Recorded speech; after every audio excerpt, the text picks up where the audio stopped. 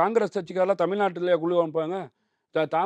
காங்கிரஸ் கட்சி கூட்டணி முடிவு பண்றதுக்கு வந்து டெல்லியில இருந்து முடிவாகுமா? தமிழ்நாட்டில இருந்து முடிவாகுமா? இங்க டெல்லில இருந்து ஜிபி ரோட்ல இருந்தா இப்ப முடிவாகும்? கிரீஷ் ஜோடங்கர் வந்து அவர் தலைமையில தான அமைச்சிருக்காங்க. இல்ல சார். அந்த குழு யாருக்கு? காங்கிரஸோட தலைவர் மரியாதைக்குரிய மல்லிகார்ஜுன கார்ஜுனை வந்து இந்த குழுவா போட்டிருக்காரா? அந்த பொறுப்பாளர், அதாவது தமிழகத்துக்கான பொறுப்பாளர் கிரீஷ் ஜோடங்கர் நேத்து வந்து சார் நான் பேசிட்டு நான் போயிட்டாரு. என்னன்னு கேட்டீங்கன்னா, இந்த குழுவை முழுமையாக செல்வ பெருந்தகையே சொல்றாரு. என்ன தெரியுமா சொல்றாரு?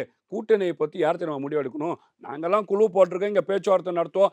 அதிமுக கூப்பிட்டா போவோம். திமுக கூப்பிட்டா போவோம். தாவேகா கூப்பிட்டா போவோம். ஆனா முடிவெடுக்க கட்டுப்பாடு யார்ட்ட இருக்கு?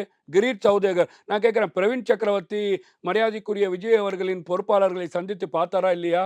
அங்க என்ன பேசப்பட்டது? எதுக்காக பார்த்தாரு? இந்த கரூர் இன்சிடென்ட் நடந்ததுக்கு அப்புறம் வந்த காங்கிரஸ் குழு வந்து பார்த்தீங்கன்னா, திமுக கூட்டணியில இருக்கிறவங்க இந்த விஷயத்த எப்படி பார்த்தாங்க?